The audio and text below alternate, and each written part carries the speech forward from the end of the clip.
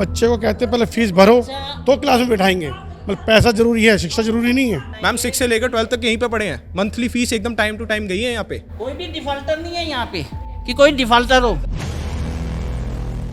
हम Lions public school पहुंचे हैं। ये स्कूल अशोक विहार में है और यहाँ ये लायंस पब्लिक स्कूल बच्चों का रिजल्ट नहीं दे रहा, कुछ बच्चों को क्लास में नहीं बैठने दे रहा। उसकी वजह है फीस जमा ना होना। हालांकि अभिभावकों का पक्ष है कि फ़ीस जमा कर दी गई है, लेकिन स्कूल जो है वो कोविड काल का एरियर उनसे मांग रहा है।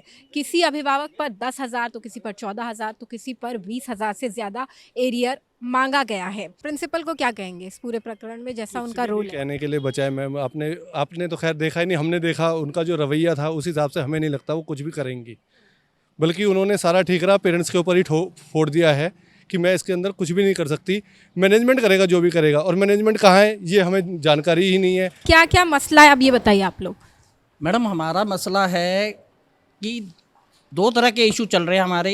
एक कि 12th का इन्होंने अभी तक सर्टिफिकेट नहीं दिए, एक सेशन ख़त्म हो गया, दूसरा सेशन चलना शुरू हो गया। अभी तक ना तो ये डीओई का ऑर्डर फॉलो कर रहे पूरी तरह से। हाई कोर्ट का कह रहा है, हाई कोर्ट का भी यही कहना है कि डीओई के जो गवर्निंग बॉडी है, हाई कोर्ट ने कहा है कि डीओई गवर्निंग बॉडी है स्कूल से रिलेटेड, वो जैसा डिसीजन लेती है उसके अकॉर्डिंग स्कूल फॉलो करते हैं। और डीओई का ऑर्डर साफ क्लियरली मेंशन है कि आप जो ट्यूशन फीस ले रखी है उसमें से 15% डिडक्ट करके जो भी पेरेंट्स से बनता है वो ले सकता है स्कूल, उसकी कोई मना नहीं है। और कोई भी पेरेंट्स इस चीज़ से डिनाई नहीं कर रहा कि मतलब कि हम फ़ीस नहीं पे कर रहे या एरियर नहीं पे कर रहे, सभी पेरेंट्स चाहते हैं। लेकिन according to DOE order 15% tuition fee में से डिडक्ट करके ये जब चाहें वो ले लें, मगर वो ना तो ले रहे।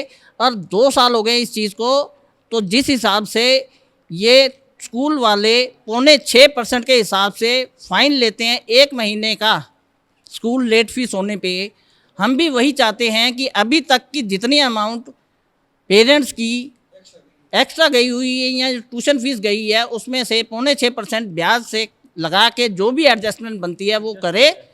और जिन्होंने पेमेंट भरी हुई है पेरेंट्स ने मजबूरी में कर्जा लेके मकान सामान बेच के गिरवी रख के, उनको भी उस चीज़ में राहत दी जाए और एडजस्टमेंट की जाए। चाहे वो भर गया है या भरनी है, चाहे वो रनिंग क्लास में पढ़ रहा है, चाहे वो सर्टिफिकेट ले गया है, हमारी बस यही रिक्वेस्ट है। आपका बच्चा किस क्लास में पढ़ता है? 12वीं पास किया अभी 2021 में। अभी तक उसको ना तो टीसी मिली है ना सर्टिफिकेट मिला है। और हम ये चाहते हैं कि डीओई का जो रूल है वो उसको फॉलो करे, हम उसको फॉलो करने के लिए तैयार हैं। इतनी सी बात है। और सर्टिफिकेट फीस जमा ना होने की वजह से नहीं दिया फीस है ना मैम, हमने फुल 1 ईयर की फीस दी है। मतलब जो मंथली फीस होती है ना हमारी, वो हमने पूरी एकदम टाइम टू टाइम देते रहे इन्हें। लेकिन इनके जो एरियर्स हैं हम उनसे भी डिनाई नहीं कर रहे, लेकिन जो इनके बनते हैं वो लो ना, वो ये ज़्यादा मांगते हैं उनसे। ये हमारे को डीओयू के ऑर्डर से नहीं चल रही है हमारे, हम कह रहे हैं उस ऑर्डर से चल लो, वो चलने के लिए तैयार नहीं है। बात करने हो तो बात करने के, आप देख ही रहे हो कितनी देर लगी, अपॉइंटमेंट लेनी पड़ रही है। 12th के स्टूडेंट हो ना school? Yes ma'am, yes ma'am 6 से लेकर 12 तक यहीं पे पढ़े हैं, मंथली फीस एकदम टाइम टू टाइम गई है यहाँ पे। कोई भी डिफॉल्टर नहीं है यहाँ पे कि कोई डिफॉल्टर हो, कोई भी आज की डेट में डिफॉल्टर नहीं है। अब मैम जब वही नहीं मिलेगा तो क्या होगा? हमने जो मैम DUSL में एडमिशन लिया है वो भी हमने डिजी लॉकर से निकाल के लिए हैं, उसके भी स्क्रीनशॉट ले लेके हमने सबमिट किया उसमें। जब 2 साल पहले लॉकडाउन लगा था ना, उस वक्त मैं यहाँ पे मेरे बच्चे को इन्होंने रिमूव कर दिया था 2 महीने के लिए। मैंने इनसे कोई कांटेक्ट नहीं किया, इन्होंने मुझे बुलाया, बोला कि आप अपने बच्चे को क्यों नहीं पढ़ा रहे। मैंने कहा मैं नहीं पढ़ा सकती, मेरी हैसियत नहीं है, हम किराए पे रहते हैं, मेरे बच्चे का आप नाम काट दीजिए। लेकिन इन्होंने नाम नहीं काटा, मुझे ये बोला कि आप नाम मत कटवाइए, हम आपको पूरी हेल्प करेंगे, हम आपसे ट्यूशन फीस के अलावा और कुछ नहीं चार्ज करेंगे। इन्होंने ये बोला, पूरी तरीके से इन्होंने मुझे हेल्प का इन्होंने भरोसा दिया। 2 साल तक हम लोग ट्यूशन फीस भरते रहे, करते रहे। फिर मैम इन्होंने लास्ट में आकर ये बोला कि अगर अब आप एरियर पूरा दीजिए और नहीं तो हम आपके बच्चे को रिमूव कर देंगे, क्लास से रिमूव कर देंगे, आप बच्चे को आपको पढ़ने नहीं देंगे। तो मैम इन्होंने ऐसा ही किया। इतना ज़्यादा मेंटली टॉर्चर इन्होंने हमें कर रखा है। हमारे बच्चे रोते हैं, हम यहाँ ऑफिस में बैठ के रो के गए हैं इनके आगे कि मैम हम कहाँ से कर्जा भी चलो ले ले, लेकिन हम देंगे कैसे? अब ये यहाँ पे एक हैं पेरेंट, उनके बच्चे को थप्पड़ भी मारा गया है, कल उनके बच्चे को मारा गया, जबकि स्कूलों में सख्त आदेश है कि बच्चों को मारा पीटा नहीं जाएगा। पूरी क्लास के आगे हुए कल थप्पड़ मारे सिर्फ इस बात पे। बच्चे 2 साल बाद आ रहे, बच्चे को नहीं पता मैम ने क्या बोला उसको, भाई 1 पेज छोड़ के काम करना, उसने 2-3 पेज छोड़ दिया, आगे काम कर लिया, मतलब काम पूरा रिटर्न में है, लेकिन फिर भी उस पर क्यों छोड़े पेज, इस बात पे। अगर बच्चा 2 साल बाद वो फर्स्ट से 4th में आया, अब 2 साल उसने घर पे बिताया, अगर उसने 1 की बजाय 4 पेज छोड़ के काम कर लिया तो कोई गलत बात होगी? तो मैडम बच्चे को प्यार से भी तो बोल सकती है कि बेटा भाई स्टार्टिंग से काम करना है, भाई इस पे वो सीधा पूरी क्लास के आगे थप्पड़ मार दोगे उसे? वो बच्चा घर पे आके इतना रो रहा था। टॉर्चर कर रहे हैं। बस क्या कहें मैडम, समझदारी को इशारा काफ़ी है। हमारी फीसें माफ़ हो जाएं, हमारे बच्चों को रिजल्ट मिल जाए। बच्चे को कहते हैं पहले फीस भरो तो क्लास में बैठाएंगे, मतलब पैसा ज़रूरी है, शिक्षा ज़रूरी नहीं है। आज की डेट में पेरेंट्स इस कदर कंफ्यूज हैं, इस कदर हरासमेंट और मेंटली परेशान हो रहे हैं कि वो समझ नहीं पा रहे कि हम बच्चों को स्कूल भेजें या ना भेजें। आपका बच्चा कौन सी क्लास में? मैम मेरा बच्चा अभी 3rd क्लास में गया है स्कूल में। हमारी परेशानी ये है कि जब अप्रैल 2020 से कोरोना शुरू हुआ और फरवरी तक स्कूल ही नहीं खुला, तो किस बात की डेवलपमेंट चार्ज, किस बात का एनुअल चार्ज, जो ये हमें ट्यूशन दे रहे हैं उसकी फीस हम भर रहे हैं, हर महीने भरते आ रहे हैं, सितंबर तक भरी है। बट जब से उन्होंने अक्टूबर से चक्कर डाला है कि जी आपका पुराना एरियर भी देना पड़ेगा, तब से सब कुछ डिस्टर्ब चल रहा है। ये किस महीने की फीस है आपकी?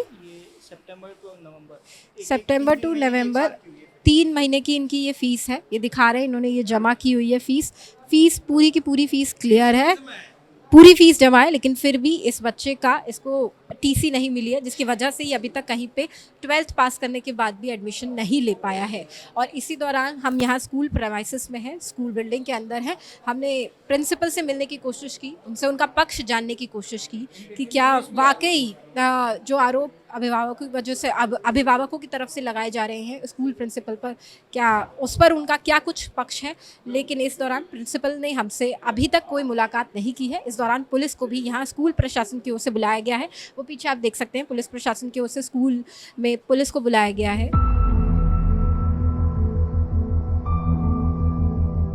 तो इस वक्त हम ये अशोक विहार थाने में हैं, जहां पुलिस की तरफ से स्कूल प्रिंसिपल और अभिभावक दोनों को यहाँ बुलाया गया है इस मामले पर बात करने के लिए। तो यहाँ अभिभावकों से पुलिस की तरफ से क्या कहा गया है, उनसे पूछते हैं। मैडम हमें 2 घंटे हो गए वहाँ पे स्कूल में प्रिंसिपल मैम से मिलने के लिए खड़े हुए, वेट करते हुए, मगर प्रिंसिपल मैम बाहर नहीं निकली और ना ही कोई बात बताने के राजी कि क्या करना है, कैसे करना है। ये वो स्टूडेंट्स हैं जो उस स्कूल में थे, जिनकी फ़ीस जिन पे स्कूल का आरोप है कि फ़ीस जमा नहीं करने की वजह से इनकी टीसी नहीं दी गई। अभी आज की डेट में इनको स्कूल पास आउट होने के बाद इन्हें इस तरह से ग्रुप बनाकर कॉलेज में होना चाहिए था, कॉलेज में इस तरह से इनको बात करनी चाहिए थी। लेकिन फ़िलहाल इस वक्त ये थाने में रहें, क्यों? स्कूल की कमियों की वजह से, क्योंकि इनको इनकी टीसी नहीं दी गई है। क्या आपकी टीसी नहीं मिली है? नहीं, अभी मेरे को नहीं मिली। एडमिशन लिया कहीं पे? मैंने एडमिशन ले लिया दिल्ली यूनिवर्सिटी में। कैसे मिला एडमिशन? वो उससे डिजी लॉकर के उससे मिला है, वो स्कूल में दी नहीं। तो आपसे हार्ड कॉपी तो मांगी ही गई होगी ना, कॉलेज में जमा करने के लिए टाइम दिया गया होगा? नहीं, अभी कोई टाइम दिया है, अभी 2-3 हफ्तों का टाइम हो रहा है मेरे ख्याल में, और नहीं तो फिर वापस वो बोल रहे कि एडमिशन कैंसिल हो सकता है। अगर 2-3 हफ्तों में आपने जमा नहीं की तो एडमिशन आपका कैंसिल हो जाएगा। आपका भी यही है कि अगर आपने जमा नहीं की तो एडमिशन कैंसिल कर देंगे। गीता रतन में हूँ, मधुबन चौक कॉलेज में।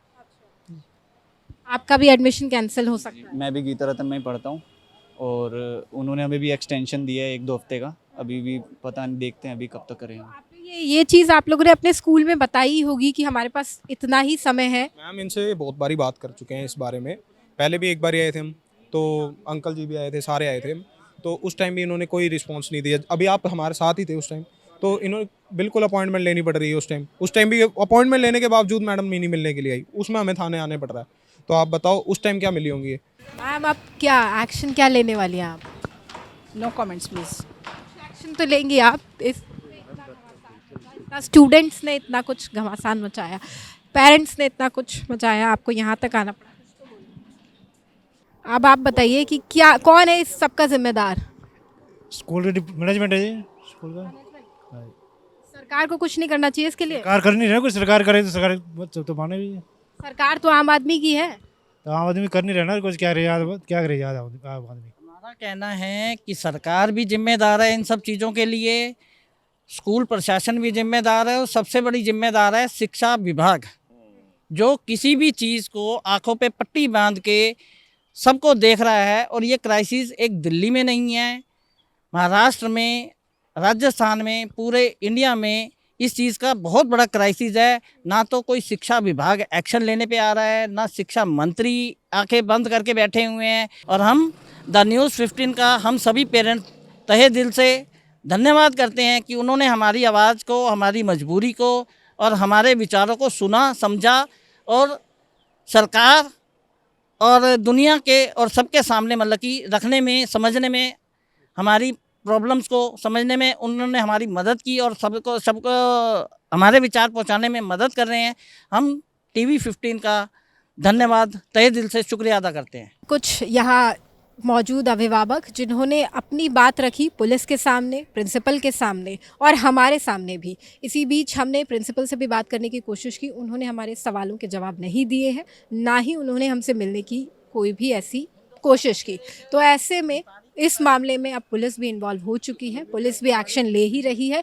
अब इस मामले में क्या कुछ होगा, अभिभावक कैसे फीस जमा करेंगे, हालांकि ये कहा गया है, खुद प्रिंसिपल ने थाने में बैठ के ये कहा है कि वो इस मामले को पर्सनली देखेंगी। इस मामले में जिन स्टूडेंट्स को रिजल्ट नहीं मिले हैं उनके रिजल्ट वो जल्द से जल्द जारी करवाएंगे। लेकिन अब आगे की कार्रवाई क्या होगी वो हम अगली रिपोर्ट में आपको दिखाएंगे। तब तक तमाम ऐसी खबरों को देखने के लिए देखते रहिए द न्यूज़ 15 और बने रहिए हमारे साथ।